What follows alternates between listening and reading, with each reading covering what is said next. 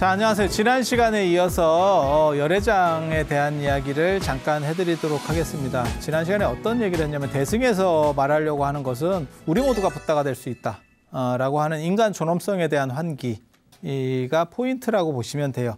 그리고 이 대반열방에서 나오는 것도 사실은 그것과 연결되는 거예요. 그러니까 대승의 어떠한 핵심을 흐르는 건 뭐라고 생각하면 되냐면 모두가 붓다가 된다 라는 점입니다.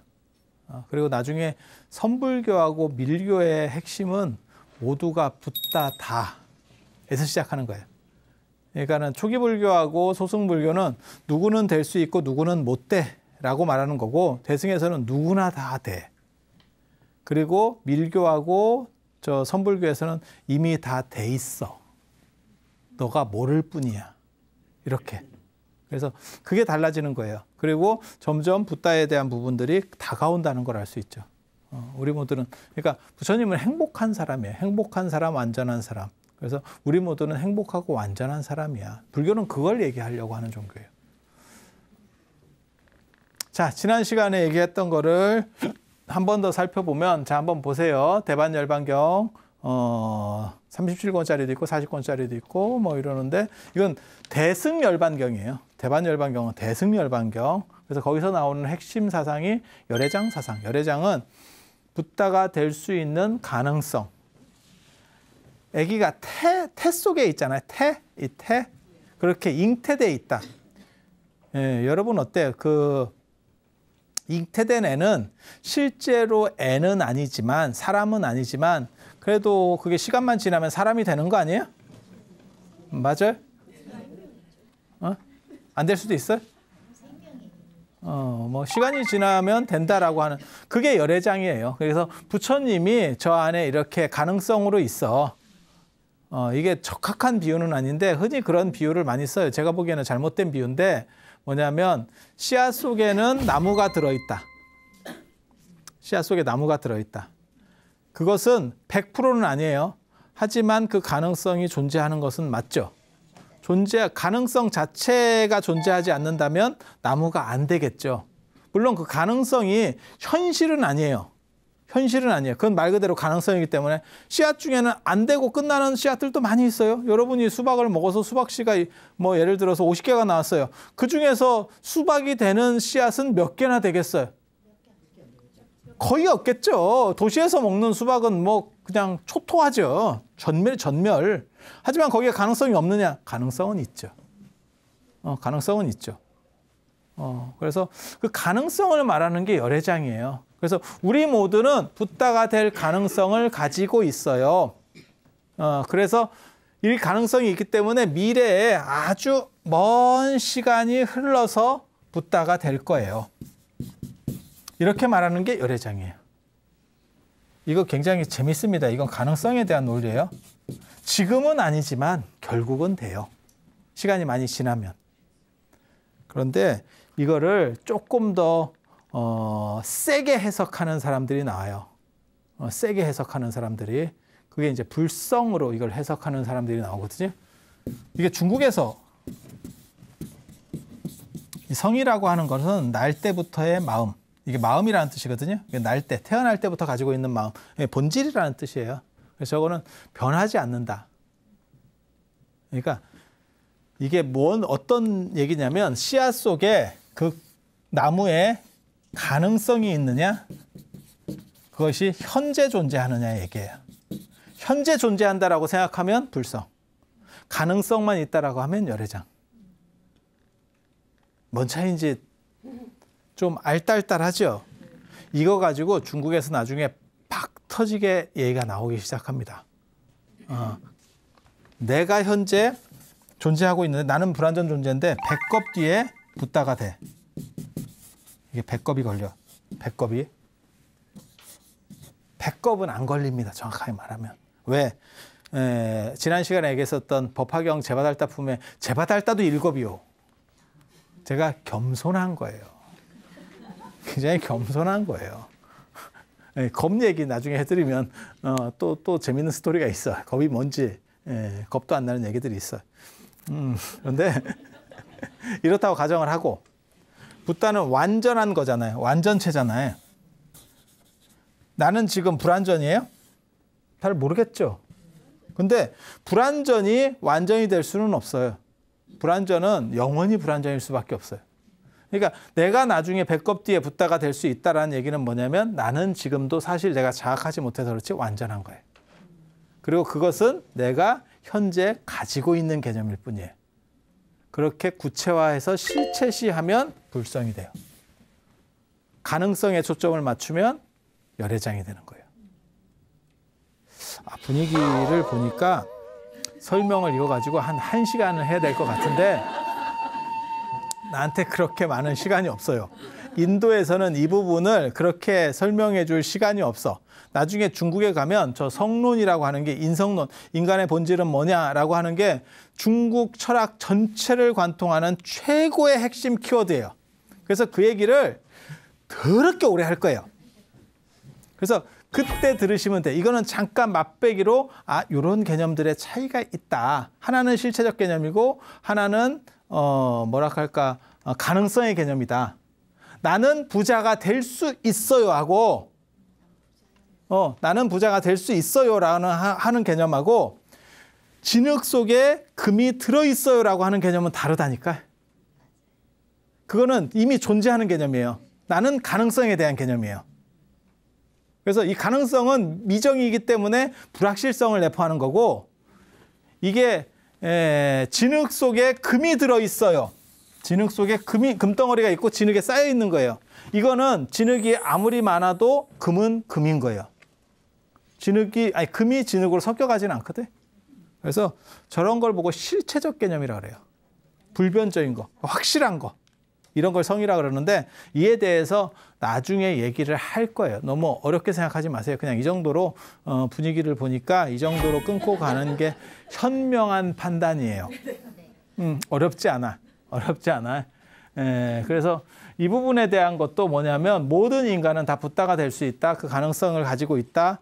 그리고 그것을 현재적으로 이해할 거냐. 이 왔다 갔다 하는 논점들이 인도에 있었다라는 정도만 이해를 하세요.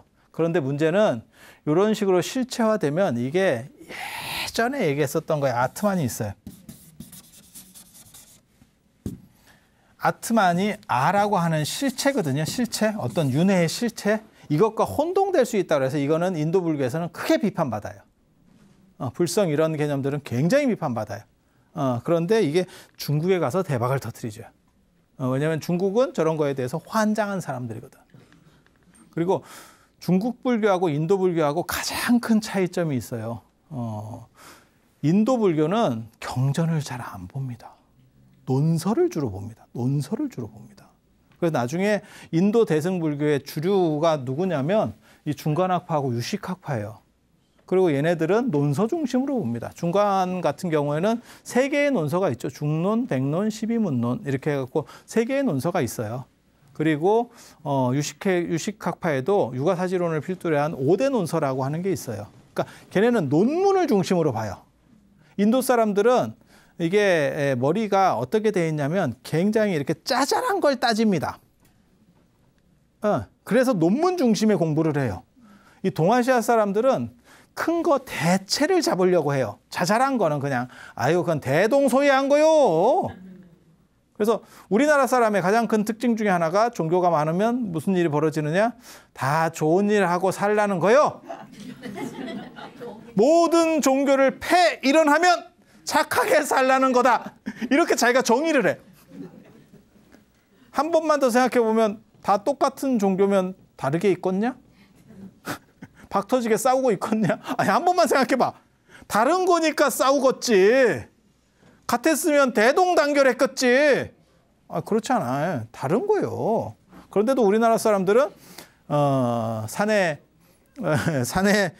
길은 많지만 정상은 하나다. 이렇게 꼭 공부 안 해본 사람들이 그렇게 얘기해요.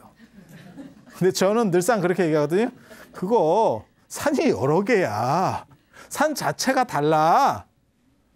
그게 현실적인 얘기예요. 근데 동아시아 사람들은 그냥 뭉뚱그려서 크게 보려고 하는 속성이 있어요. 인도 사람들은 짜잘하게 보려고. 이 좁쌀 영감들. 이 쪼밀쪼밀하게. 그게 내가 보기에는 술을 안 먹어서 그런 것 같아요. 인도는 더워서 술을 못 먹어요. 폭발할까 봐. 가뜩이나 더워 죽겠는데 술 먹으면 더 덥잖아. 그러니까 잔소리만 더럽게 늘어나가지고 그냥 꼼지락 거리고 있는 거고, 동아시아 사람들은 그냥 배포 크게 가는 거예요. 그래서 동아시아 불교의 가장 큰 특징이 경전 중심이에요. 그러니까 화엄경, 법화경 이런 식으로 경전 중심이에요. 그리고 인도는 학파에서 논서 중심이에요. 그래서 이거는 성격이 사람들의 사고방식이 매우 다르다라는 거를 이해를 하셔야 돼요. 이해를 하셔야 돼요. 그래서 인도에서 먹혔던 건 중국에서 안 먹힙니다. 그러니까 중관과 유식이 중국 쪽에서, 동아시아 쪽에서 잘 안 먹힙니다. 물론 조금 먹혀요. 그쪽에서 아주 유행을 하니까. 하지만 우리 쪽에 들어왔을 때는 이거는 뭐 별로 이렇게 되는 거고, 그러면 법화경이나 화엄경이 인도에서 엄청 먹혔는데 안 먹혔습니다. 의외로 안 먹혔습니다. 그런데 그게 중국에서는 대박이 나요. 굉장히 재밌지. 굉장히 재밌지. 그리고 나중에 저 열반경이라고 하는 걸 왜 자꾸 얘기를 하냐면, 열반경하고 반야경이 결합된 게 사상적으로는 그게 선불교예요. 그게 남종선. 남종선이라고 하는 게 거기서 나오는 거예요. 그러니까 육조 해능 스님, 뭐 조계종, 이게 이쪽 계열이에요. 이 열반경 중심 문화.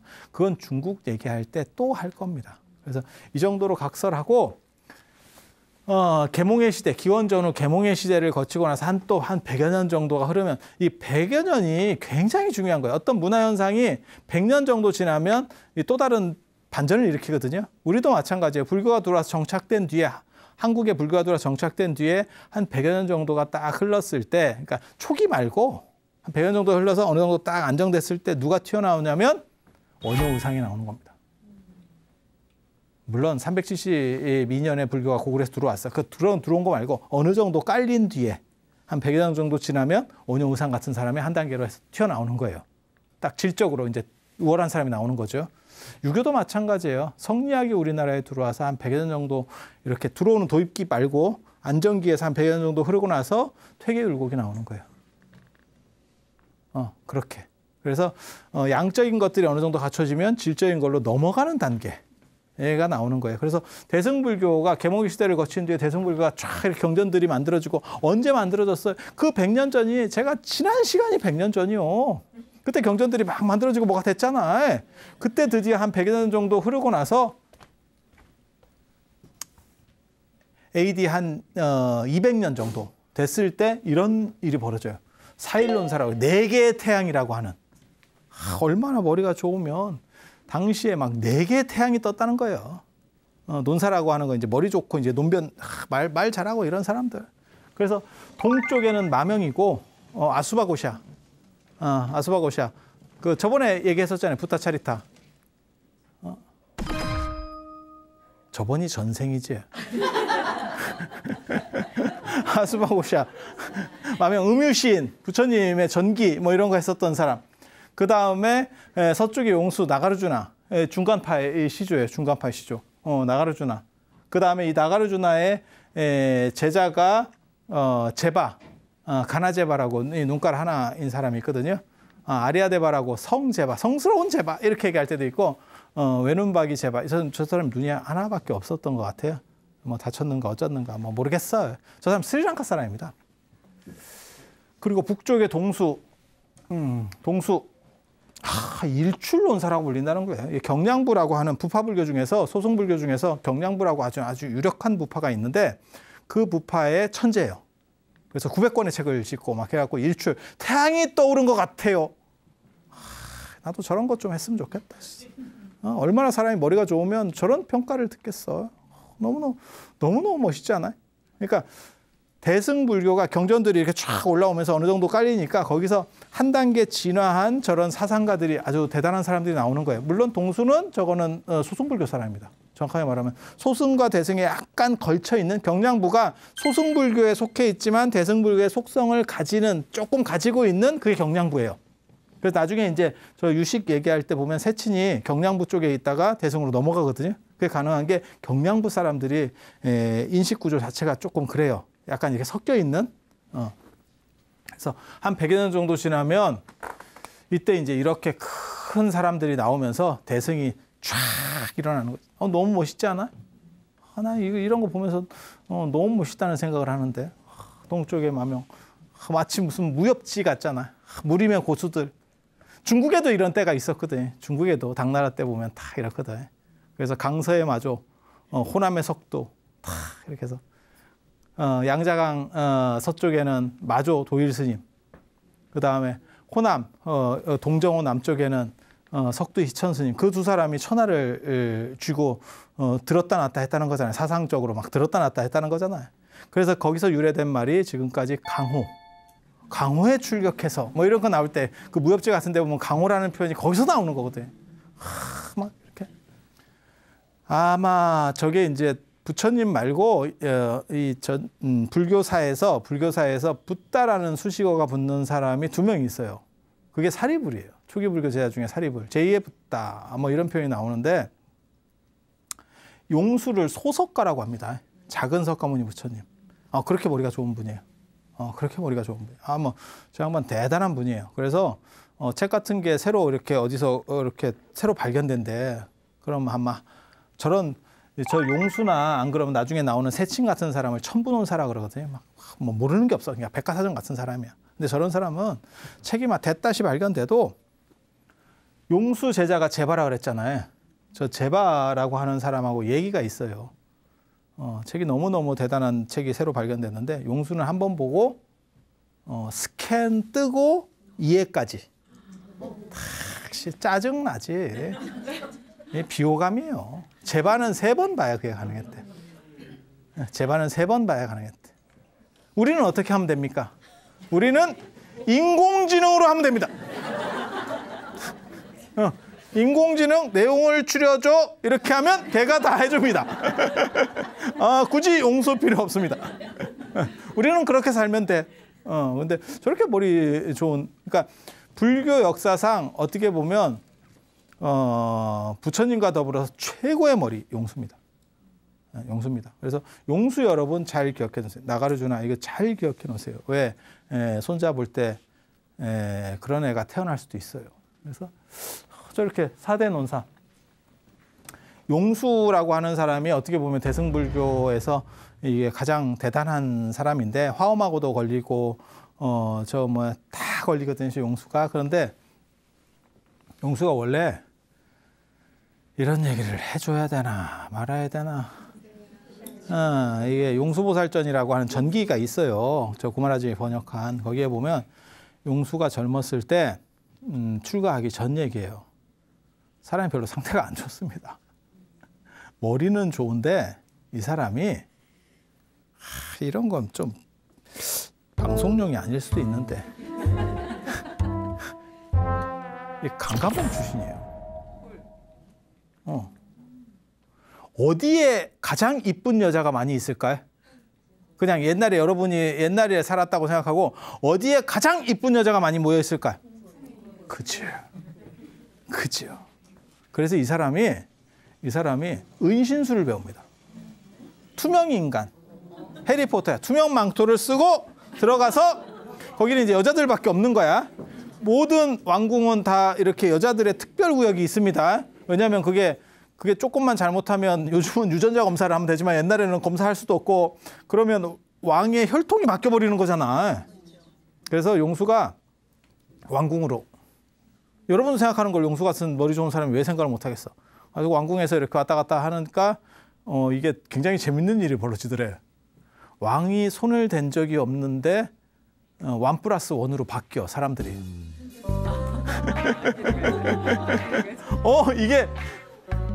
이게 내 마누라가 마리아였네. 이제 왕이 그렇게 이게 뭐야? 내가 왜 손을 안 댔는데 뭐가 하나씩 생겨? 이게 희한하네. 그렇게 된 거예요. 그러니까 왕도 생각을 하지. 이게 뭔가가 있는 것 같은데 CC카메라에도 안 잡히네. 도대체 이게 무슨 조화래? 근데 그 굉장히 재밌습니다. 어떻게 잡아내는지 아세요? 혼자 들어가는 게 아니라 친구랑 같이 들어가거든. 친구들도 패가 있어요. 일종의 불량서클이지. 불량서클이지. 왕이 뭐라 그랬냐면 쌀가루를 깔아라. 이 얘기를 합니다. 그러니까 밀가루 같이 우리 식으로 쫙 까는 거예요. 까는 거예요. 근데 얘가 이제 은신술을 해가지고 이렇게 안 보이게 해서 가는데 발자국이 찍히는 거지. 그러니까 왕이 뭐라 그러냐. 발자국이 찍히는 대로 칼을 쳐라. 호위무사한테. 그러니까 보이지는 않지만 휘둘러 버리는 거예요. 이해가 되죠? 그래서 친구가 죽는데 이 용수는 어떻게 이게 이제 순간적 기지라 이런 거는 사람 머리하고 또 틀려요. 머리 좋은 거하고 또 틀려. 어디로 했냐면 왕의 의자 밑으로 들어간 거예요. 근데 무사들이 딱 상황을 보니까 이게 이 발자국 루트로 봤을 때 저 의자 밑으로 갔는데 왕이 있으니까 칼을 휘두를 수가 없는 거야. 왕 쪽으로 칼을 휘두르면 내가 갈 것 같아요. 이게 이제 문제가 되는 거예요. 그래서 그쪽은 패스를 시켰다는 거예요. 그래서 용수가 그때 친구들을 다 잃고 무슨 생각을 했냐면 이게 인간의 삶이 아닌 것 같다. 이게 인도의 어떤 특징 중에 하나예요. 앞에 뭘 했다가 아니고 출가하면 그걸 또 세탁을 해줘요. 우리는 연결시키는 부분들이 있거든. 그래서 용수가 출가를 해가지고 나중에 굉장히 수행을 열심히 해서 결국은 천부논사까지 올라가는 거예요. 참 대단하지. 그러니까 어떻게 보면 밑바닥에서 인생 역전을 하는 거죠. 참 재밌는 일이에요. 이 가나제바라고 하는 사람도 재밌습니다. 저 아까 스리랑카 사람이라고 했었던 그 외눈박이 도관 궁예야? 관심법으로. 근데 저렇게 머리 좋은 사람이 이제 문제가 걸리는 경우들이 늘상 있어요. 그게 뭐냐면 논쟁이 붙었을 때 너무 잔인하게 이기면 문제가 돼요. 너무 잔인하게 이기면. 그러니까 상대를 내가 이길 수 있어. 이겨도 덕으로 이겨야지. 그러니까는 완전히 이렇게 너무 밟아놓으면 졌는데도 앙심을 품는다니까. 목건년도 옛날에 그런 식으로 해서 죽은 거예요. 부처님 제자 중에 목건년도 그렇게 죽었다고. 그런데 이 제바도 앙심을 품었는가 봐. 그래서 나중에 자객이 들어옵니다. 자객이 들어와요. 그렇게 해서 이제 쑤셔요. 영화 친구지. 쑤시니까 제바가 마지막 죽으면서 했다는 그게 굉장히 재밌어요. 여기 내 제자들이 있으니까 그 길로 나가지 말고 저 길로 나가라. 이게 성격까지는 그렇게 독한 사람이 아니었던 거야. 말이 좀 독했던 거지. 친데레였는데 몰랐던 거지. 친데레였는데 상대는 몰랐던 거야. 나 친데레였다고 이러면서 죽고. 뭐 이런 스토리들이 있어요. 그래서 이게 중간학파거든요. 중간학파. 그래서 저런 분들이 이제 시작을 해서 4세기쯤에 형성이 돼서 6세기쯤에 이게 확립이 돼요. 남인도를 중심으로. 남인도의 공사상이 발전을 하는 거예요. 공사상이라고 하는 건 뭐냐면 모든 것은 실체가 없다. 전에 잠깐 말씀을 드렸는데 마치 이 세상은 꿈과 같이 더운 지역에서 흔히 그런 게 많이 나타납니다. 그런 생각들은 더운 지역에서 왜 안 움직이고 더우니까 안 움직이고 이렇게 해서 머리만 굴리고 있기 때문에 이 세상은 마치 매트릭스 같이 실체가 없는 거야. 하지만 실체가 없으니까 의미가 없느냐? 그것은 아니에요. 꿈이라도 의미가 있죠. 좋은 꿈이 있고 나쁜 꿈이 있죠. 단지 그 본질에서는 좋은 꿈과 나쁜 꿈의 차이는 본질적으로는 존재하지 않아. 뭐 이런 식이라고 보시면 돼요. 그래서 나중에 용수세친 끝나고 나서 이제 학파가 커지니까 학파가 쪼개져요. 그래서 불어라고 하는 부타팔리타라고 하는 사람이고 청변 바바비베카 규르논증파라고 하는 건 뭐냐면 귀납법적으로 논증을 한다는 거예요. 무엇이 아니다 이런 식으로 해서 접근해서 가는 거고 자립논증이라고 하는 건 연역적 논리 비슷하다고 보시면 돼요. 그러니까 과학도 마찬가지죠. 과학은 대부분 다 귀납법을 근거로 하고 근데 철학이나 이런 데서는 연역 논리도 어느 정도는 가능하거든요. 그래서 뭐 그런 거죠. 모든 인간이 죽냐? 에 대해서 생각해 볼 수 있는 거죠. 귀납법으로는 답이 안 나오죠. 왜? 이 사람이 죽었다, 이 사람이 죽었다, 이 사람이 죽었다. 개별적으로는 다 검토할 수 있죠. 유사이래로 모든 인간을 검토할 수 있냐? 어떤 놈이 해봤을 거야. 그중에 안 죽은 놈이 있을 수도 있는 거 아니야? 유사이래로 예를 들어서 100억의 인류가 살았어. 지금까지 유사이래로.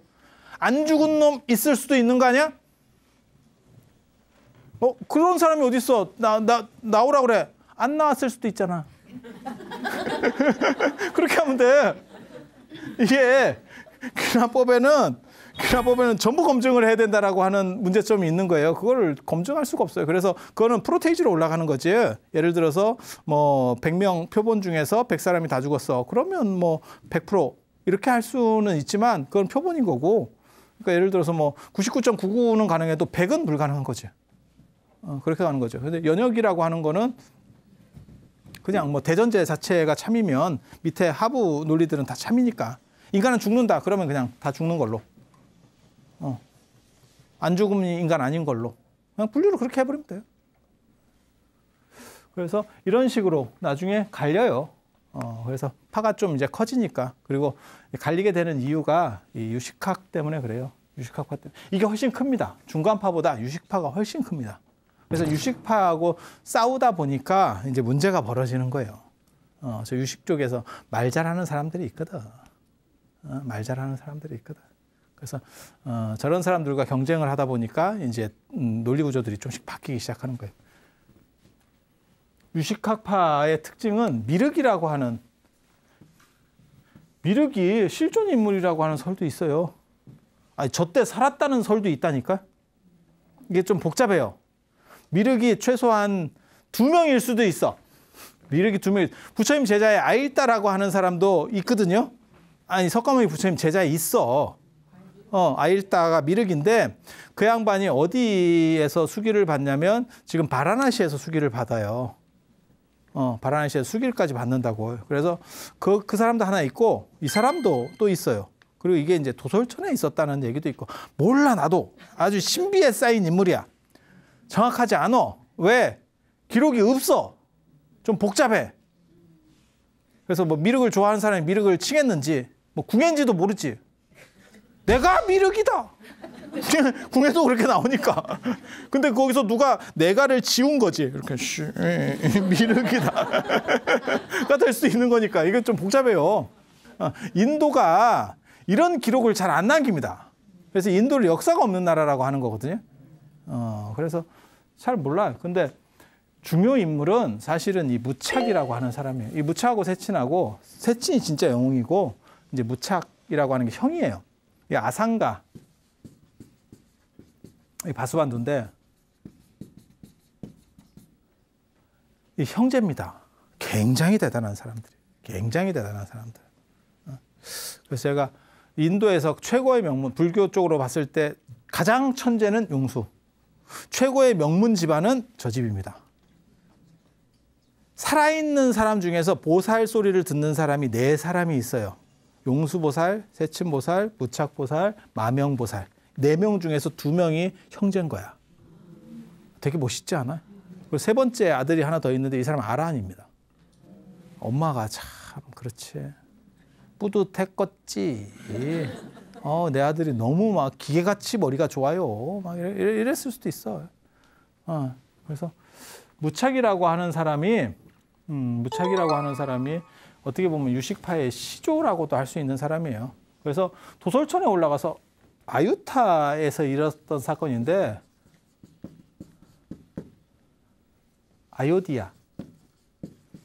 아요디아에서 있었던 사건인데, 이 무착이라고 하는 사람이 이 미륵에게 하늘에 올라가서, 도솔천에 올라가서 가르침을 배우고 내려온대요. 그런 설이 있어요. 그러니까 누가 뭐라 그러냐면 구라지 이렇게 얘기하는 거야.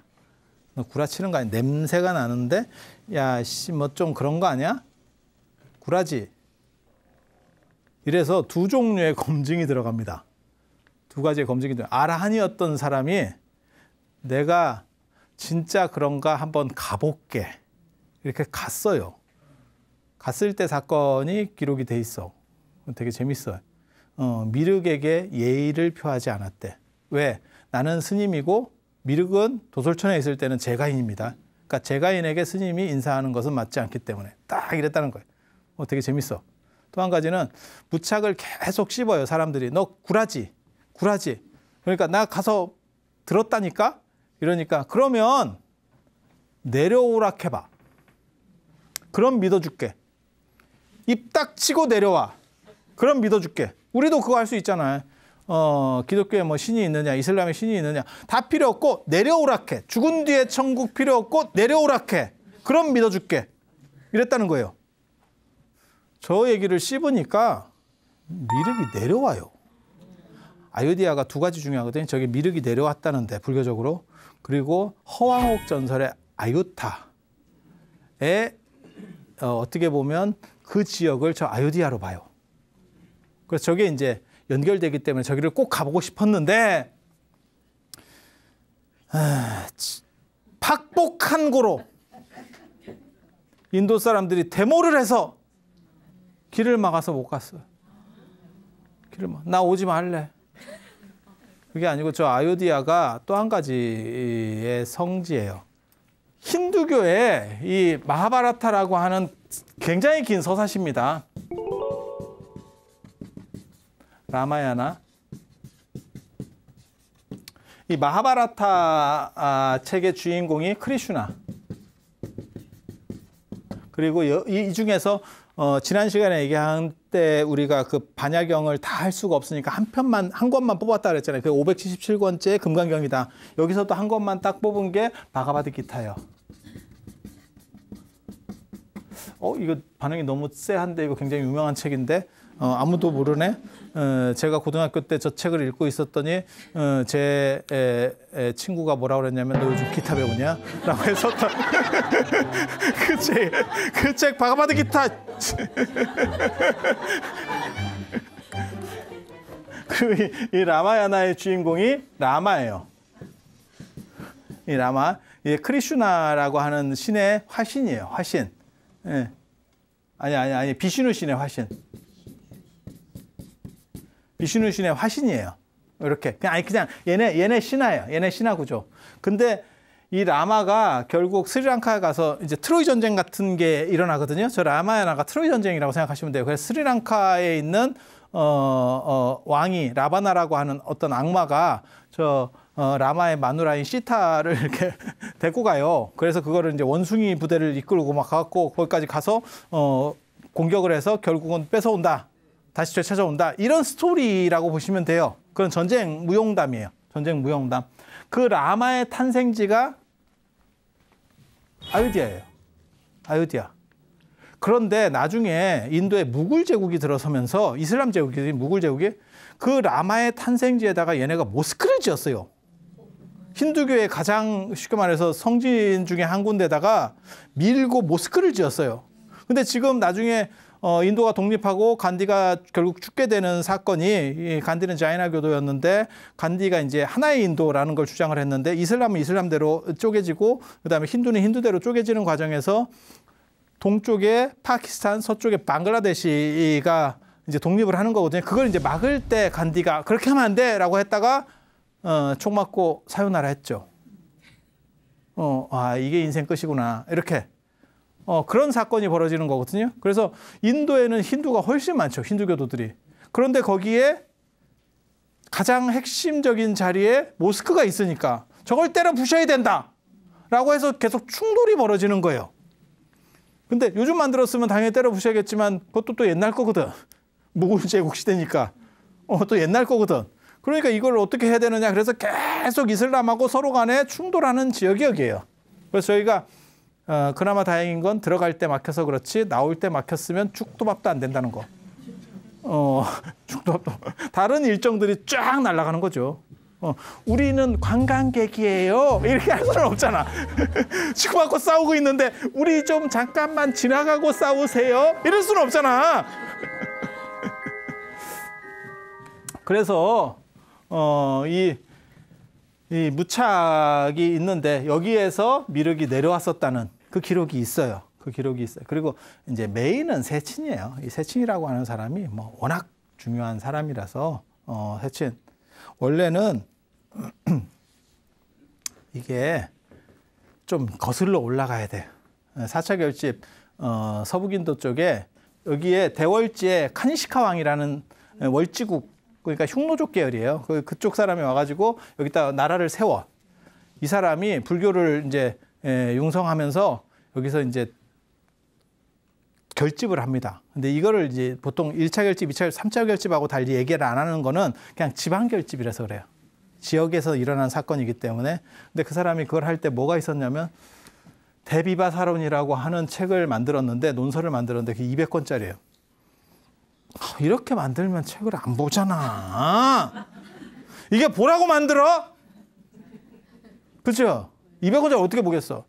그러니까 그거를 누군가 요약해야겠다라고 하는 생각이 났어. 야, 써머리. 공부 잘하는 애 그 노트 좀 줘봐. 거기에 도전하는 사람, 도전! 제가 해보겠습니다. 이렇게 나온 사람이 세친이야. 세친. 그게 이걸 요약해서 만든 게 아비달마 구사론 30권짜리예요. 요약한 거 30권이야. 아이씨. 미치겠네. 근데 저 사람이, 세친이 처음에는 이게 소승이에요. 소승이에요. 그래서 이 경량부 사람인데 제일 큰 소승부파는 설일체유부입니다. 일체를 있다고 말하는 부파.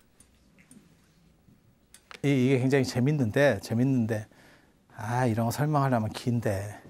전에 제가 얘기했는데 이 세상에는 144개의 원소가 있다. 그 원소는 계속 있는 거죠. 단지 그것의 결합에 의해서 이런 형태도 될 수 있고, 예를 들어서 우리도 다 똑같은 원소로 만들어졌죠. 근데 결합 형태에 따라서 이런 사람도 있고 이런 사람도 있고 이런 사람도 있고 이런 사람도 있고 이렇게 잘난 사람도 있고. 아니 너무 그렇게 보지 마. 아니 뭔 얘기인지 아시겠죠? 그래서 모든 것은 있다라고 하는 것은 우리가 있다라고 하는 게 아니고 이 원소는 불변이다. 이게 모든 것은 있다라고 말하는 거예요. 나중에 대승에서는 뭐라고 얘기하는 거냐면 이것도 사실은 실체가 아니었어. 이것도 지금 쪼개보면 이 원소라고 하는 것도 결국은 다 쪼개집니다. 결국은 다 쪼개집니다. 그래서 실제로는 공 아니냐? 그렇게 되면 또 다른 공이 만들어지는 거예요. 그러면 다 공인데 저게 다 쪼개지면 결국은 공간밖에 안 남아요. 나중에 다 쪼개지면 원자, 전자까지 다 쪼개지면 결국은 다 공간이거든? 그 원자, 전자 사이에도 공간이 엄청나게 크거든요. 걔네끼리는 우리가 볼 때는 별게 아니어도. 그러면 똑같은 공인데 왜 이런 식으로 만들어지냐? 차이는 뭐냐? 그게 진공묘유거든. 공이지만 묘한 실체적인 어떠한 형태에 실존한다라고 하는 재밌는 개념이에요. 그래서 설일치유부가 있는데 이 부파 말고도 경량부라고 하는 게 있어요. 경량부는 이 설일체유부하고 대승하고 약간 사이에 있어. 그래서 얘는 이거를 인식론적으로 봐요. 그러니까 실체다라고 보는 게 아니고 얘네는 요소는 100% 있는 거야 라고 본다면 얘네는 꼭 그런 것 같진 않은데 그건 생각하고 관련된 게 아닐까? 이렇게 약간 중간적인 입장을 취해. 이쪽은 그것도 공이야 이렇게 보는 거야. 이쪽은 요소는 있어. 이쪽은 요소도 없어. 이쪽은 그 중간자 쪽으로 왔다 갔다 이렇게 하는. 세상에 두 가지 흐름이 있으니까 거기서 맞춰서 가는 거예요. 그래서 아까도 얘기했지만 저 동수라고 하는 사람도 경량부 출신이거든. 그래서 이 캐슈미르 지역에 설일체유부가 이 서북인도 쪽에 이렇게 세력이 있는데, 그러니까 소승불교 중에서 대표적인 게 저 설일체유부예요. 여기에 세친이 잠입을 해요. 저걸 공부하려고. 경량부 쪽 사람인데 다 잠입해서 공부를 해. 그렇게 해서 저 구사론을 이렇게 썼는데 사람들이 저 대비바사론은 설일체유부 쪽 이야기거든요. 그쪽과 관련된 이야기거든요. 그런데 그걸 경량부 쪽으로 쓰는 과정에서 약간씩 틀어놓은 거야. 근데 사람들이, 머리 나쁜 사람들은 보고도 몰라. 그 조금 차이니까 보고도 몰라. 근데 설일체유부에도 눈 밝은 사람이 있는 거야. 그래서 오입존자라고, 이상하게 생각하지 마. 깨달음에 들어간다는 뜻이야. 깨달음에 들어간다는 뜻이야. 오입존자. 오입존자가 젊은 세친을 보고, 야, 너 빨리 가. 널 조질 수도 있지만 넌 지금 이러다가 걸리면 위험해. 너 빨리 가. 이랬다는 거예요. 그래서 세친이 나와가지고 이러고 딱 하고 있다가 또 이게 경량부의 입장에서 대승을 또 더럽게 씹습니다. 자기 형이 대승불교 쪽이었는데도 불구하고 저 대승은 시작된 지가 얼마 안 됐거든. 족보가 그렇게 오래 있는 게 아니거든. 그러니까 이제 막 씹어. 근데 나중에 형이 동생을 불러다가 차근차근 설명을 해요. 세친이 용수 다음으로 인도 불교사에서 머리가 좋은 사람이에요. 그런데 형 얘기를 듣고 내가 잘못 판단했다. 이런 생각을 해. 그래서 어떻게 하냐면요. 내가 내 입으로 대승을 비판한 거를 참여하겠다. 그러면서 이렇게 하려고 했더니 형이 손을 잡았대. 그러면서 뭐라고 얘기하냐면 네가 대승을 씹은 거를 혀를 자른다고 해서 그게 끝나겠냐. 그 혀로 공을 세워서 다시 되돌려라. 라고 했대. 그래서 대승불교로 전향을 해서 유식학파의 어떠한 중추적 인물이 됩니다. 중추적 인물이. 그래서 이 세친 이야기는 여기서 끝낼 수 있는 게 아니에요. 세친이 드라마틱한 게 있어요. 또 여기서 끝나는 게 아니고 이 세친이라고 하는 사람이 재미있습니다.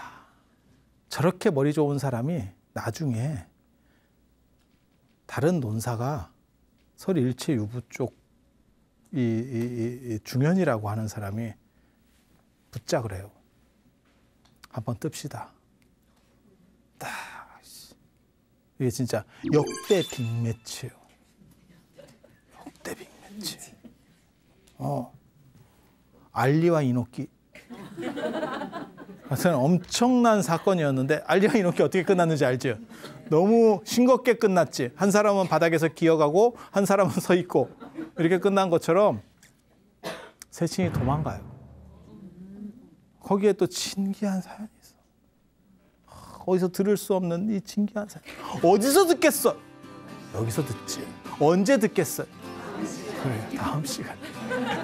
자, 지난 시간에 이어서 세친 이야기를 해드리고 유식에 대한 부분들, 유식학파에 대한 이야기를 해드릴게요. 유식이라고 하는 게 인간의 어떤 생각들, 관점들, 그리고 현대 사회하고도 굉장히 잘 어울리는 그런 학문이에요. 그래서 유식학 이러면 되게 있어 보인다. 이래서 제 아는 선생님이 유식 전공인데 자꾸 유식학이라고 그랬더니 네가 그렇게 유식하냐 사람들이 뒤에서 자꾸 씹는데 그래서 불교 인식론 이렇게 제 수업 제목을 바꿨다는 거예요. 뭐 가르치세요? 유식학이요. 이랬더니 그렇게 유식해요. 이렇게 짜증이 나가지고 불교 인식론. 그 얘기는 뭐냐면 유식학문이라고 하는 것은 사람의 생각, 인식론이구나라는 걸 알 수 있는 그래서 그런 정도 판단을 하시면 돼요. 그리고 세친 이야기를 해드리면 세친이 구사론 쓸 때는 젊었어요.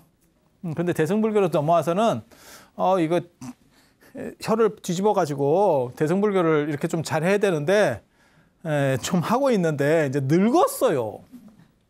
그래서 문제의 저술이 유식 30송, 유식 20논, 유식 30송 뭐 이런 것들을 쓰는데 유식 30송 그러니까 개송만 이렇게 딱 썼어요. 쭉. 그래서 거기 가지고 이제 풀이를 써야 되는데 늙어서 못 하겠대. 그걸 이제 책으로다가 쫙 그러니까 핵심은 딱 추려놓고 이제 세부 도면을 그려야 되는데 안 되는 거예요. 왜? 늙어 슬프지. 저렇게 머리 좋은 사람도 어쩔 수가 없구나. 라고 하는 거죠. 그래서 저기에 대한 주석을 못 써놓으니까 말들이 많은 거예요. 말들이 많은 거예요. 그게 이제 10대 논사라고 10명의 이제 여러 사람들이, 유명한 사람들이 거기에 이제 후대의 주석들을 달아요. 그 주석들을 호법이라고 하는 사람이 있어요. 다르마팔라라고 하는 사람인데 이 호법을 중심으로 해서 만들어진 책이 성유식론이라는 책이에요. 저걸 이제 중국에 와서 번역하는 사람이 서유기의 현장법사. 현장 스님이 이쪽 파입니다. 현장 스님이 이쪽 파입니다. 그래서 그리고 그 현장 스님한테 제자로 되려고 했었던 사람은 되려고 신라에서부터 출발했던 사람이 원효의상이고 스토리가 이제 그렇게 가는 거예요. 그래서 그런 건 나중에 이제 중국 불교 얘기할 때 또 해드릴 거예요. 그래서 현장 스님이 인도에서 이걸 배웠기 때문에 그리고 현장 스님 학통이 호법 계열이에요. 그리고 자기 선생이 이제 개연 스님이라고 인도의 나란다 대학 아세요? 인도에 직경이 한 10km, 그 다음에 8km 이렇게 직경이 그 절이 있어요. 아니 좀 놀래 봅니다. 10km. 둘레 10km 말고 직경 10km. 서울보다 넓을걸요? 아니 옛날 한양. 지금 서울 말고 옛날 한양. 옛날 한양. 왜냐하면 옛날 한양은 진짜 안 넓어요. 왜냐하면 지하철역으로 보면 동대문, 서대문, 뭐 이렇게 남대문 이렇게 보면 택시 타고 이렇게 왔다 갔다 해도 큰 돈 안 나올 정도가 서울이에요. 그러니까 그게 직경 10km 안 될 겁니다. 직경 10km면 무진장 많은 거예요. 무진장 진짜 넓은 거예요. 거기에 10,000명의 스님들이 살았다는 거잖아요. 10,000명의 스님들. 현장 스님이 1등까지 올라옵니다. 외국인 출신으로 1등. 진짜 어려운 겁니다. 진짜 어려운 겁니다. 외국인으로 본토 사람하고 다이다이 붙어가지고 1등 한다는 건 진짜 거의 불가능한 일이에요. 왜냐면 언어도 아무리 오래 살아도 그 언어라고 하는 게 그들의 문화에 대한 인식이 깔려야 고급 언어들이 수월케 나갈 수 있어요. 단순히 발음 문제가 아니에요. 거기에는 거기에 최적화된 어떠한 것들이 있어요. 근데 그거를 극복하고 외국인이 들어가서 1등을 한다는 거예요. 그건 굉장히 어려운 거예요. 그리고 그 경기 방식은 뭐냐? 걔네 거. 우리 게 아니고 걔네 거.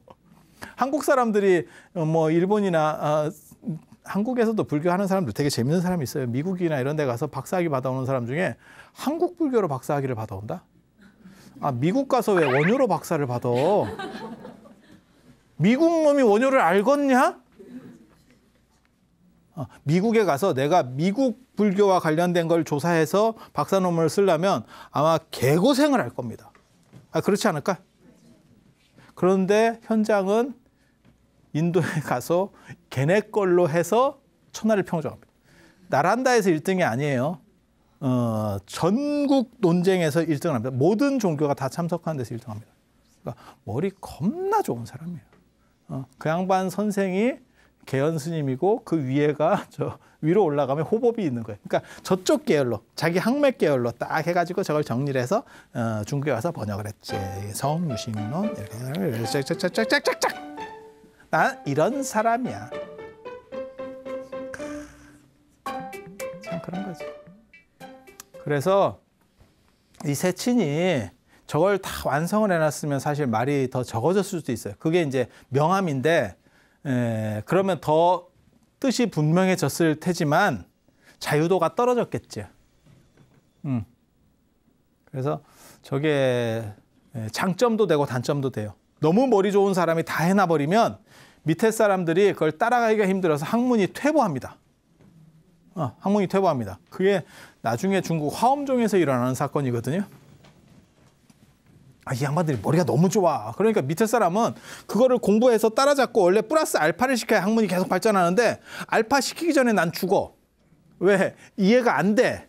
거기까지 가고 있다가 죽어. 가고 있다가 죽어. 이러니까 계속 학문이 퇴보돼. 그런데 만약에 세친같이 머리 좋은 사람이 다 해놨으면 뒤에 저 10대 논사가 나오면서 학문이 쫙 펼쳐질 수 있었을지에 대해서도 의문이에요. 그런데 저 양반이 다 해놨으면 또 다른 맛이 있었겠지. 그래서 저렇게 머리 좋은 세친이 나중에 중현이라고 하는 사람이 세친이 아까 경량부 지난 시간에 제가 그런 얘기 해드렸잖아요. 경량부 스타일로 저 대비바사론을 이렇게 요약해놨다. 그러니까 이제 그게 짜증이 나니까 중현이라는 사람이 거기에 대해서 반대 논설을 씁니다. 이 사람 머리 굉장히 좋은 사람이에요. 그래서 그 책이 순정리론이라는 책이에요. 순정리론. 저거를 또 다른 말로 뭐라고 얘기하냐면 구사박론이라 그래요. 구사론을 논박하는 논서. 박는다, 씨. 구사론을 내가 깬다. 그래서 구사론에 대해서 한 구절 한 구절을 쫙 해놓고 그게 뭐가 틀렸네, 어쩌네 쫙 이렇게. 그래서 80권이 되는 거예요. 30권짜리를 씹으려고 80권짜리를 만들었어요. 환장하겠지? 참. 그 정도 정성이면 차라리 네 걸 써라 이놈아. 우리는 그러고 싶은데 그래놓고 세친한테 뜨자. 한판 뜨자. 논쟁에 한번 붙자. 나 못 참겠다. 이라고 딱 옵니다. 그래서 제자한테 이제 제자가 그걸 보내요. 중현의 제자가 딱 보내. 그러니까 세친이 이걸 딱 받고 결투에 임하느냐 논쟁에 임하느냐 아니 도망가라. 우리 간다. 우리는 철수. 중현이 따라와요. 중현이 따라옵니다. 그러니까 또 철수. 계속 도망가. 이러니까 나중에 세친의 제자가 뭐라고 얘기하냐면 선생님 쪽팔리는데요. 그만 좀 하시면 안 될까요? 이게 무슨 선생님이 그렇게 대단하시다고 소문이 났는데 이게 뭐 하는 겁니까? 이렇게. 그랬더니 세친이 한 말이 참 인생 무상을 느끼는 말이에요. 나는 늙었고 중현은 젊다. 쉽게 말해서 다이다이해서 못 이길 것 같아. 글도 아니고 논쟁은 순발력이거든요. 탁탁탁 아는 것들을 어떻게 조합해서 이게 말하는 거하고 글 쓰는 거하고 또 다릅니다. 글 쓰는 건 생각해보고 쓸 수 있지만 말이라고 하는 건 타닥타닥 그 상황에 맞춰서 딱딱딱 막아야 되거든요. 이건 버라이어티라. 무슨 개콘처럼 대본이 있는 것도 아니고 연기도 아니고 대본도 없고 그냥 마구잡이로 붙는 건데 늙어갖고 아이고 그 단어가 기억이 안 나네 이러고 있는데 쟤는 젊어가지고 화다닥 나오고 그러면 내가 어떻게 이기냐 이렇게 영감님께서 하셨다는 거요. 이걸 보면서 우리가 생각이 드는 게 있지. 야 이게 머리 좋아도 세월에는 방법이 없구나. 스토리가 거기서 끝나는 게 아니에요. 중현이 따라오다가 몸에 병이 생겨. 이게 무슨 반전이래. 그래서 중현이 병에 걸려가지고 죽게 생겼어요. 죽게 생겼어요. 근데 중현이 무슨 생각을 했냐면 그러니까 이게 무슨 생각을 하시면 되냐면 실제로 바둑에서 옛날에 있었던 사건이에요. 이창호라고 하는 대단한 사람. 그 뭐 응답하라 1998인가 뭐 그때 나왔던 게 이창호잖아요. 그 누구지? 그 잘생긴 애 있잖아요. 네, 박보검. 걔가 이제 이창호를 모델로 했다는 거 아니에요. 뭐 그렇다 치고 얘가 훨씬 더 대단한 바둑 기사예요. 전적이나 이런 걸로 봤을 때. 그런데 알파고 나왔을 때는 이 사람은 나이가 있어서 30대 40 가까이 돼가지고 아마 30대 중반 넘어가 이 프로 기사라고 하는 게 30 넘어가도 이미 훅 갑니다. 머리 쓰는 게임이기 때문에 잘 안 돼요. 마치 김연아가 30 넘어서 피겨 탄다고 생각하시면 돼. 어차피 안 돼. 지금 국가대표하고 김연아하고 붙어도 김연아가 안 돼요. 그거는 김연아의 능력이 부족하다는 뜻이 아니에요. 세월이 바뀌었잖아. 지금 현역을 어떻게 이기냐?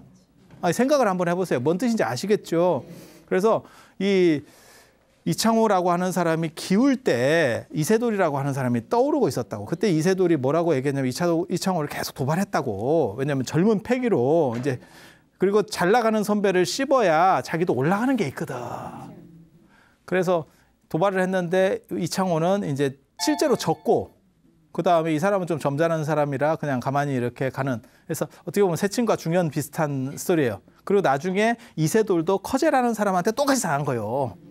커제가 중국 그 당시에 전 세계 랭킹 1위, 그 사람 젊은 사람이었고, 그러니까 이세돌이 한 판 이기니까 커제가 뭐라고 얘기했냐면 나 같으면 이길 수 있었는데 이러면서 나온 거야. 저런 몇 등 하지도 못하는 사람한테 해가지고 알파고가 이긴 거 아니야? 이랬다가 몇 달 뒤에 붙었다 전패했지. 아니 진짜 있는 다 얘기를 하는 거예요. 없는 얘기 아니에요. 진짜 있는 얘기를 하는 거예요. 그래서 막 눈물을 찔찔 흘리고 그게 TV에 방영이 됐었어요. 인생이 그런 거지. 인생이 그런 거지. 그래서 중현이 죽게 된 거예요. 그러면서 무슨 생각을 했냐면 내가 죽으면 아무리 뭐라고 해도 세친이 나이가 있어도 저 사람을 이길 수 있는 사람이 없어. 나 외에는 지금 그러니까 전성기 때로 부딪히면 리즈 시절로 부딪히면 여러분도 리즈 시절에 한미모 했잖아. 그때 부딪혔으면 됐는데 지금 이미 삭은 거 이렇게 되니까 지금은 젊은 애들한테 안 되잖아. 그죠? 옛날이요 이러고 있는 거 아니에요. 그러니까 둘 다 전성기 때로 붙었으면 제가 보기엔 세친이 이겨요. 훨씬 이기는 사람이에요. 그런데 세친은 나이가 들었고 중현은 이기는데 그런데도 중현이 자기가 죽을 때쯤 돼서 생각을 해보니까 병이 걸려갖고 골골 하면 생각을 하니까 그래도 지금 세친을 이길 수 있는 사람은 아무도 없어. 자기가 죽으면. 세친이 워낙 관록이 있는 사람이기 때문에. 그래서 뭐 어떻게 하냐면 세친한테 편지를 씁니다. 기가 막힌 편지를 쓴다. 내가 저렇게 당신을 비판하는 글을 썼지만 저 글이 나에게는 굉장히 소중하다. 공부하는 사람한테는 자기 주장을 알린다는 것 같이 소중한 건 없거든요. 그래서 내가 젊은 패기로 당신을 윽박지른 거에 대해서 내가 참여한 선배한테 이렇게 한 거에 대해서 참여하겠다. 단 내 글이 없어지지 않도록 남겨줬으면 좋겠다. 이제 세친이 저 사람이 죽고 난 뒤에 씹으면 이게 씹어서 초토화 시켜버리면 이게 이제 이런 책을 누가 보냐 이제 이렇게 되는 거예요. 그래서 세친이 그 편지를 보고 어떻게 하냐면 이제 내가 약속을 하겠다. 그리고 중현이 죽고 난 뒤에 이 글은 충분히 읽을 가치가 있다. 근데 더 재밌는 건 자기 글에 대한 비판서잖아. 그렇게 세친이 그걸 옹호를 해줘요. 오히려 보호를 해줘. 그래서 저게 현장 스님이 나중에 가지고 와서 중국에서 번역이 되는 거예요. 그런데 아이러니하게도 구사론을 이 사람이 워낙 이렇게 딱 대입을 해가지고 비판을 해놨기 때문에 구사론을 논박하기 위해서 구사 박노이라 했잖아요. 그래서 오히려 구사론을 연구하는 데 도움이 돼. 지금은. 그 시절에 있었던 뭐 얘기들은 많이 없어졌고 저게 남으니까 이게 아마 이랬던 것 같아 저랬던 것 같아. 근데 너무 멋있게 싸우지 않아? 서로 치고받고 싸우다가도 내가 마지막에 부탁할 사람은 세친밖에 없어요. 중현 입장에선. 그리고 세친은 저놈이 저렇게 젊은 놈이 빡빡 기어오르더니 꼬소름하게 잘 됐네 이게 아니고 그래도 저만한 사람이 없어. 저만한 후배가 없어. 라고 탁 하면서 그걸 인정해주고. 너무 멋있잖아. 옛날 사람들 뭐가 틀려도 틀려요. 그래서 그런 식의 스토리들이 여기에 있는 거예요. 여기에 있는 거고 그 다음에 유식학파가 오직 식이다거든. 오직 식이다. 유식이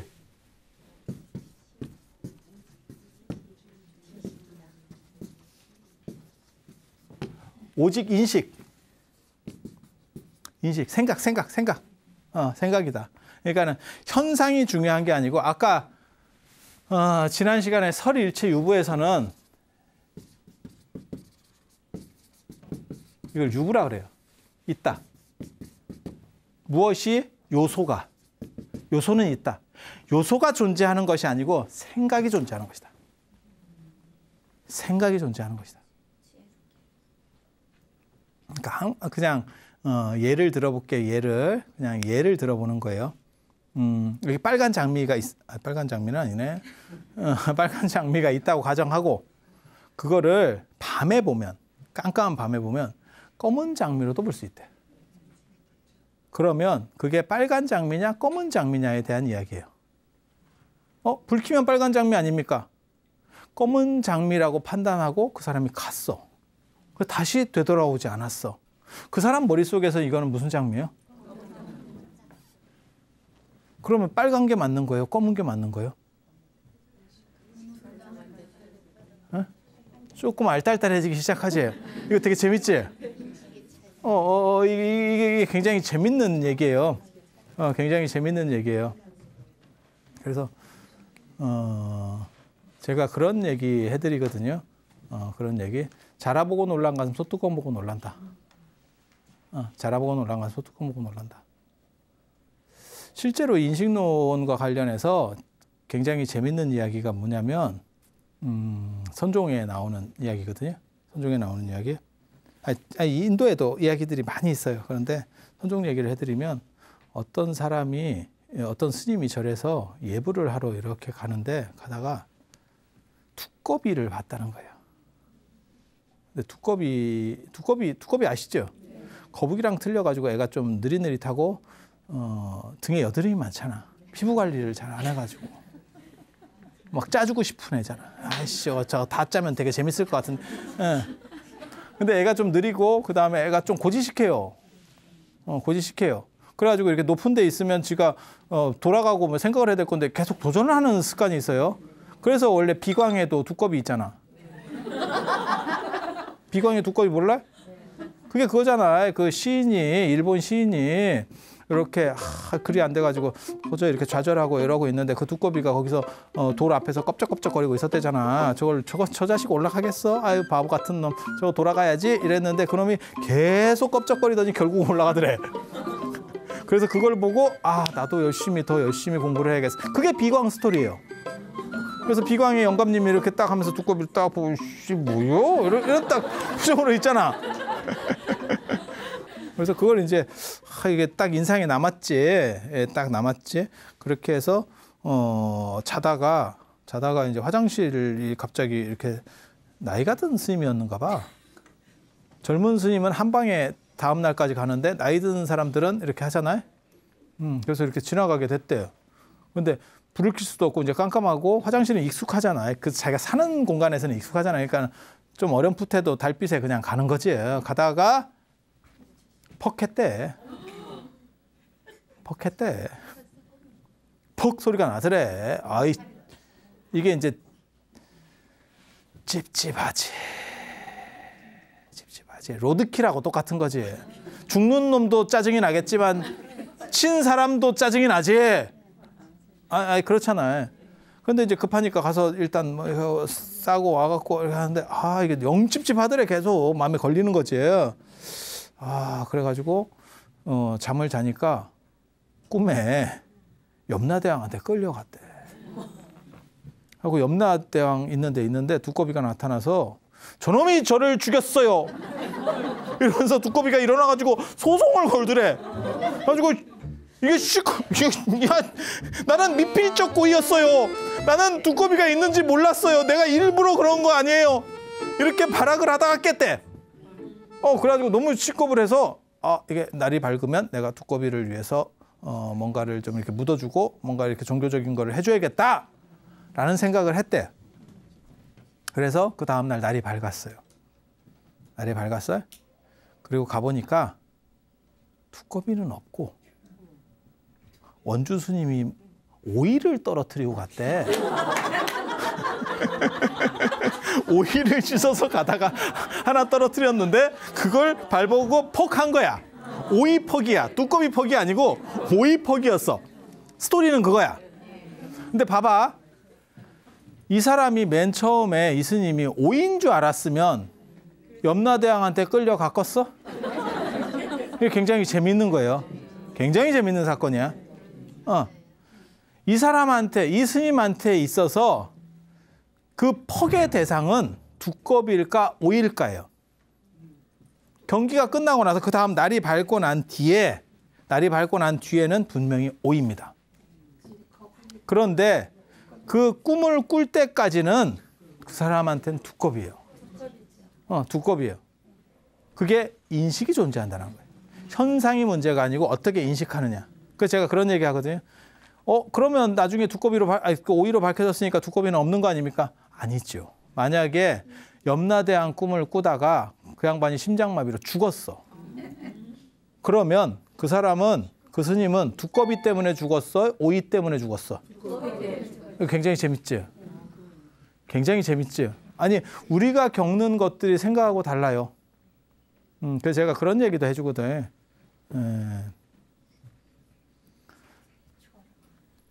예를 들어서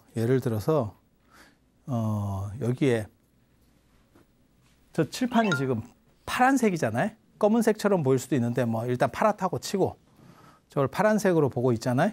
그냥 파랗다고 해주세요. 저 무슨 색이에요? 파란색. 그래. 잘했어요. 참 잘했어요. 도장 찍어드릴까? 그래서 이 칠판은 그냥 파란색.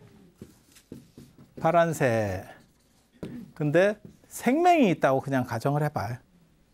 생명이 있다고 가정을 해봐요. 그래서 저거를 빨간색으로 나는 봐요. 나는 빨간색으로 봐. 이거를 모든 사람은 파란색으로 봐. 그런데 생명은 빨간색으로 봐. 이게 소수자거든요. 소수자를 우리가 장애인이라고 합니다. 다른 말로 하면. 이게 다수자에 의해서 결정되는 거예요. 그런데 한 번만 더 생각해 봐요. 갑자기 외계인이 침공을 해가지고 지구가 절당이 났어요. 아니 그냥 하는 얘기야. 그냥 막 던지는 거야. 막 던지는 거야. 예. 그렇게 해갖고 막 절당이 났어. 그래서 사람이 다 죽었어. 다 죽고 딱 두 사람이 살아남았어. 정상인과 장애인. 생명. 둘이 살아남았어. 생명과 정상. 둘이 살아남잖아요? 그러면 누가 정상인지 애매해진다.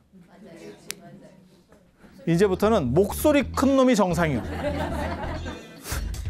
생명인 사람이 승질이 더럽고 목소리가 크고 조폭 출신이었어. 그러면 정상인이 뭐라 그러면 제가 장애인입니다. 이렇게 갑자기 고분고분해져. 아니 이게 굉장히 재밌는 거예요. 재밌는 거를 얘기하는 거라니까. 그리고 예를 들어서 이 상황에서 한 사람이 더 발견됐어. 근데 그게 파란색으로 보는 사람이 나타났어. 정상인. 그러면 이쪽이 다시 정상이 되고 이게 장애인이 돼요. 그런데 아이러니하게도 이 사람이 아니고 발견된 사람이 이쪽 패거리였어. 또 다른 생명이야.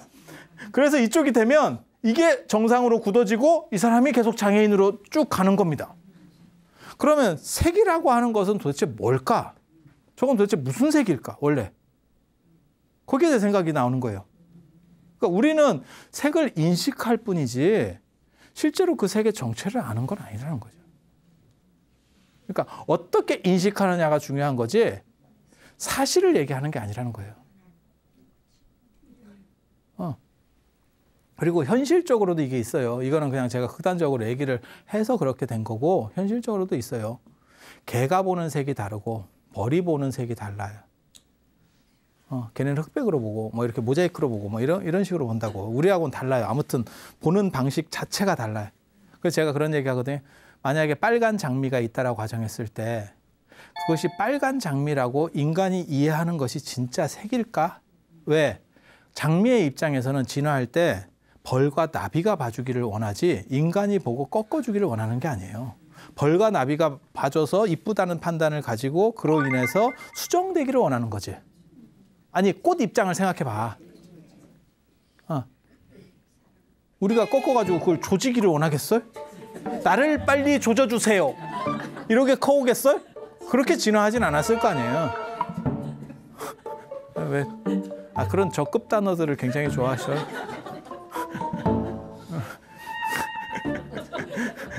그래서 이게 생각할 점이 굉장히 많다니까요. 그래서 같은 공간 안에 봐도 생명으로서 어떤 기준을 가지고 색을 중심으로 체크를 해야 되느냐에 대한 부분이 있어요. 저는 꽃과 같으면 분명히 벌나비가 오히려 걔네가 보는 관점이 가장 정확할 거라는 생각을 해요. 왜? 꽃은 분명히 걔네한테 맞춰서 진화한 거예요. 우리한테 맞춰서 진화한 게 아니에요. 우리는 개량을 했지. 우리는 우리가 이용하기 위해서 개량을 했지 걔네 진화의 포인트는 벌나비입니다. 우리를 수정해 줄 수 있는. 그런 거잖아요. 그러면 색이라는 건 도대체 뭘까? 어떻게 보는 게 정당할까? 그것을 알 수 있어? 없어. 그러면 무엇을 알 수 있느냐? 내가 그렇게 본다라고 하는 판단만 있는 거예요. 다 진운의 안경인 거예요. 다 진운의 안경. 진운의 안경. 그래서 모든 것은 인식만 존재한다. 내가 이렇게 인식할 뿐이다.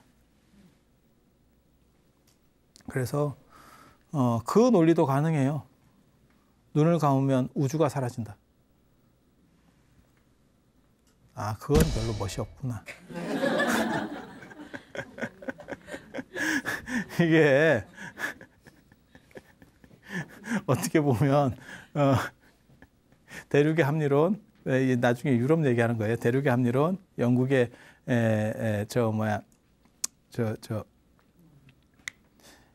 영국의 물질적인 거가 나오잖아요. 대륙의 합리론, 영국의 경험론, 그 다음에 독일의 인식론 이렇게 나오는데 어떻게 보면 인식론적인 가치예요. 물 자체가 어떤 속성을 가지고 있는 게 아니고 판단 주체가, 인식 주체가 인식 대상을 결정한다. 그래서 나타나는 현상을 사마천의 사기의 예를 들어서 주면 그런 게 있어요. 사마천의 사기에 보면 중국 황제들 중에서 남자 좋아하는 사람들이 많이 있어요. 약간 호목과들이 많이 있어요. 이유는 뭐냐면 어렸을 때부터 여자하고 없는 사람한테만 살았기 때문에 황실 환경이 초식남이 된다는 거예요. 다 여자들밖에, 여자하고 그 다음에 없는 사람. 그럴 수밖에 없지. 뭐 주변이 다 여자니까 그렇게 가는 거죠. 그런 거 비슷해요. 그래서 그 이야기에 보면 재밌다. 남자를 좋아하는 황제들이 제법 있는데 그 중에 한 명이 이제 남자한테 이제 매력을 느껴가지고 막 이렇게 첩 비슷하게 하는 거예요. 이제 이렇게 하는데 걔가 한참 총애를 받을 때 그 남자 첩의 부모님 상이 난 거야. 상이 나니까 가야겠는데 옛날에는 다 성문을 여닫는 통금 시간이 있어요. 통금에 막힌 거야. 그러니까 얘가 어떻게 머리를 썼냐면 위독하시다 하니까 지금 가야 되는 상황이고 그러니까 어떤 식으로 머리를 쓰냐면 황제의 수레를 타고 나가버립니다. 황제의 수레를 타고 나가. 황제의 수레가 어가가 나가니까 그건 뭐 통금이고 뭐고 없지. 그냥 다 열리는 거지. 그래서 집으로 가버려. 황제한테 얘기도 안 하고. 그 다음날 이제 문제가 된 거예요. 그러니까 황제가 뭐라고 그러냐면 얼마나 애가 효성스러웠으면 죽을 위험을 감수하고 이런 행동을 했겠느냐 이렇게 얘기를 한다는 거예요. 브라보. 이게 굉장히 재밌어요. 그러다가 한 번은 또 얘가 복숭아를 이렇게 다 먹고 있다가 너무 맛있는 거야. 얘가 황제한테 한번 먹어보라고. 그러니까 옆에 사람이 뭐라고 그러냐면 야 먹던 걸 황제한테 주면 어떡해? 이러니까 황제가 딱 받아 먹으면서 뭐라고 그러냐면 얼마나 맛있으면 나를 생각해서 먹던 것까지 줬겠냐? 이렇게 했다고. 그런데 몇 년 지났어요. 인물이라고 하는 건 몇 년 지나면 빠집니다. 이건 빠지고 또 치고 올라오는 사람들이 있었겠지. 이렇게 쫙 올라오잖아요. 인생이라는 게 다 그렇잖아. 그렇게 해서 막 올라와서 황제의 마음이 딴 데로 이제 또 옮겨갔어요. 그러니까 나중에 걔가 어떤 죄로 죽냐면 저놈이 황제의 어명을 칭하고 내 마차를 타고 간 놈이고 그렇게 하는 놈이 뭔 짓인들 못하겠냐 이렇게 얘기해요. 그리고 황제를 얼마나 개무시했으면 먹던 거를 먹으라 했겠냐 그렇게 해서 그걸로 죽여. 똑같은 사건이에요. 생각이 관점이 달라진 거죠. 근데 중국의 마음의 유심하고는 다른 게요. 그건 마음 먹기 달린 거고 이건 생각하고는 약간 달라요. 이건 관점의 변화라고 하는 거고 그러니까 코페르니쿠스적 전회 제가 철학 얘기할 때 그 얘기 굉장히 많이 하는데 코페르니쿠스적 전회라고 하는 게 있거든요.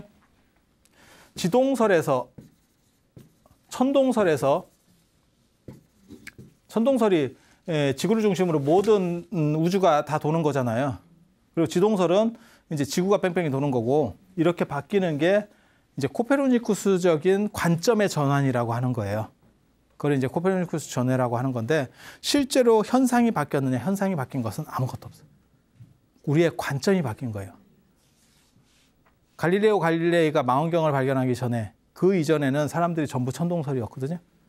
그때 천동설을 봤었던 사람들이 그러니까 유사이래로 인류의 대부분은 천동설을 생각했던 거예요. 왜? 눈으로 그렇게 보이니까. 지금도 우리가 그 표현을 쓰잖아요. 해가 떴다 졌다 이렇게 얘기하지 지구가 자빠졌다 엎어졌다 이렇게 표현을 안 하잖아. 아니 표현 자체를 그렇게 하고 있잖아요 우리가. 그러니까 그게 천동설 유풍이 남은 거예요. 우리 계속 천동설을 했었기 때문에. 그리고 지동설로 바뀐 거는 불과 얼마 안 된 거예요. 특히 우리나라 같은 경우는 더 얼마 안 된 거지. 그렇게 싹 바뀌는 게 그런 걸 보고 코페르니쿠스적 전회라고 하는데 그게 인식의 전환이지 현상의 전환은 아무것도 없는 거예요. 현상이 무엇이 바뀌었느냐? 아무것도 안 바뀌었어. 지금도 태양이 떴다 기운다고 우리는 생각해. 단 그것을 머릿속으로는 어떻게 생각해? 이건 사실은 지구다.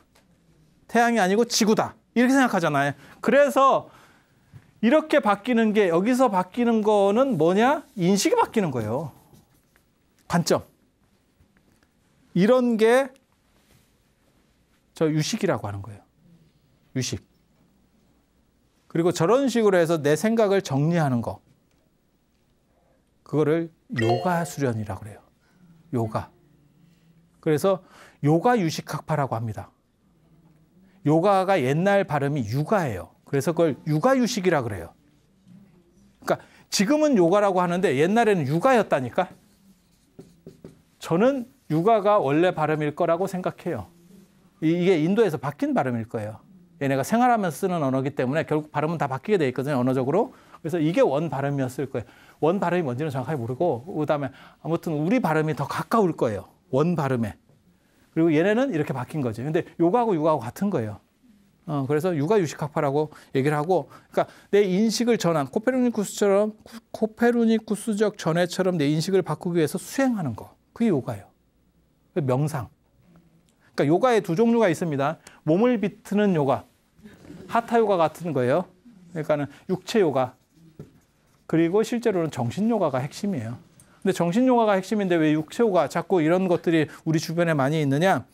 앉아서 계속 수행만 하다 보니까 몸의 불균형 상태가 이루어지는 거예요. 이 인간이라고 하는 건 동물이기 때문에 계속 전체적인 근육들이나 이런 것들을 써야 하는데 그 부분을 다 못 쓰는 거죠. 그래서 결국 어디 한 군데가 무너지면 가잖아요. 아니, 그렇잖아요. 뭐 심장이든 어디든 한 군데만 무너지면 우리가 유기체니까 다 가잖아요. 뭐 바뀔 수도 없는 거고. 그래서 그런 것들을 단시간 내에 풀 수 있는 체조 같은 걸 해요. 그게 요가예요.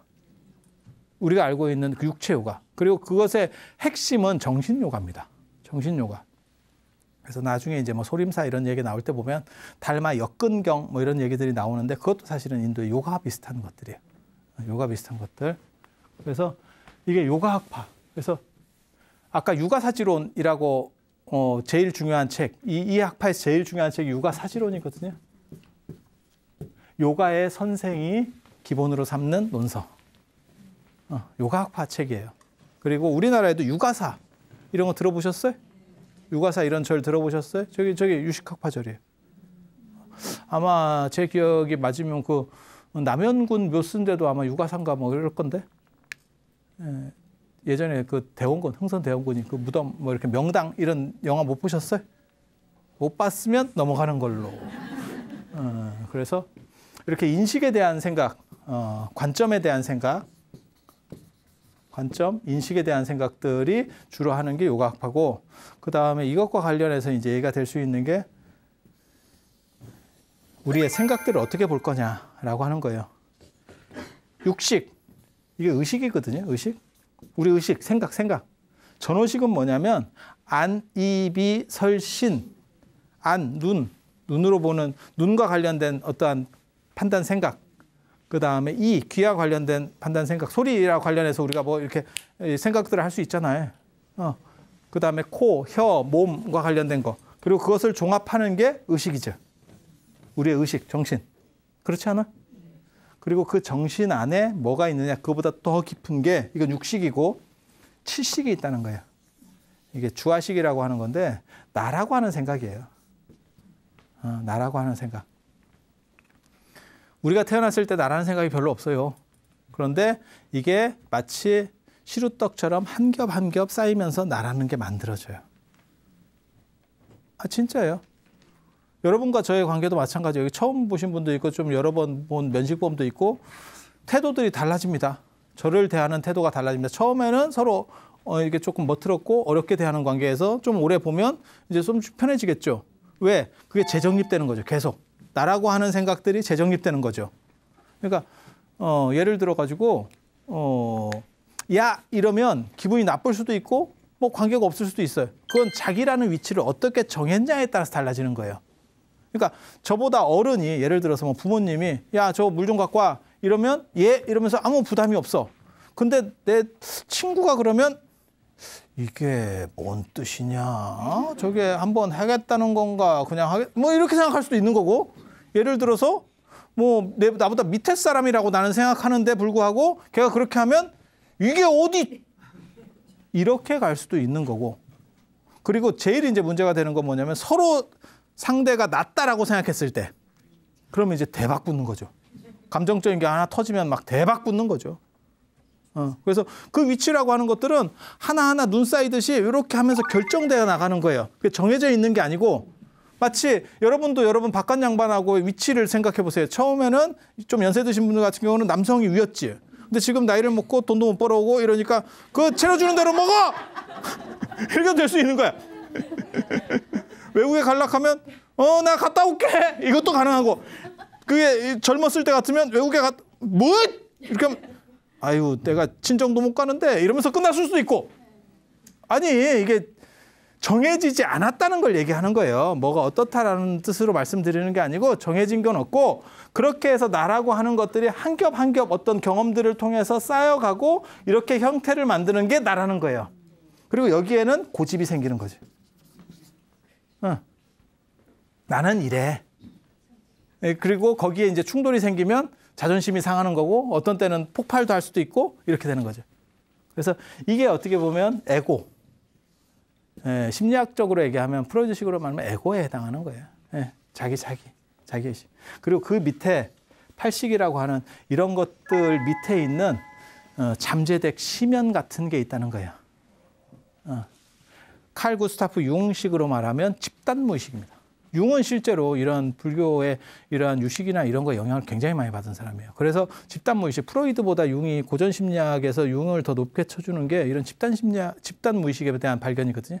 그러니까 모든 연결점, 우리 인간이라고 하면 거기에 대한 보편적 연결점, 아주 심층의식 그런 것들에 해당하는 게 일종의 팔식. 그리고 이제 구식을 인정할 거냐 말 거냐는 저도 잘 모르겠어요. 이거는 잘 모르겠어요. 이건 뭐냐면 이 팔식 너머에 진짜 깨끗한 게 있어. 그게 불성 같은 거야. 그래서 우리는 어떤 게 생겨도 결국 오염되지 않고 결국은 깨끗하게 돼. 나는 부처님이 될 거야. 이렇게 주장하는 사람. 이게 이런 구식에 대한 인식을 하는 사람은 무착이라는 사람이고 팔식에서 끝내야 된다라고 생각하는 세친이에요. 형제라도 관점이 달라요. 그래서 여기까지 해서 이런 것들은 다 허망한 거야. 허망하다라고 하는 아는 것, 그것까지가 경기 끝이야. 라고 얘기하는 게 세친. 그게 아니고 그 너머에 허망한 것 너머에 진짜가 존재. 라고 말하는 게 무착. 그리고 저거에 대해서도 이제 생각이 좀 틀려요. 허망한 거의 일부가 진짜야. 라고 생각할 수도 있고 그 밑에 더 심층적인 게 있어. 본질이 있어. 라고 말하는 것도 있고. 이건 복잡합니다. 제가 뭐라고 말씀드렸죠? 복잡한 건 안 합니다. 복잡한 건 안 합니다. 복잡한 건 뭘로 보라고요? 책으로. 내가 몰라서 얘기 안 할 것 같아? 그런 것 같아요. 맞아요. 책에 적혀 있으니까 복잡한 얘기를 너무 길게 하면요. 이게 장사 망하는 거예요. 그래서 여러분들 또 절묘하게 이제 그만하라고 부처님이 시간을 다 되도록 해놨어. 그래서 오늘은 이상하고 다음 시간에는 이제 대승불교 그 다음에 불교가 중국으로 넘어가는 이야기.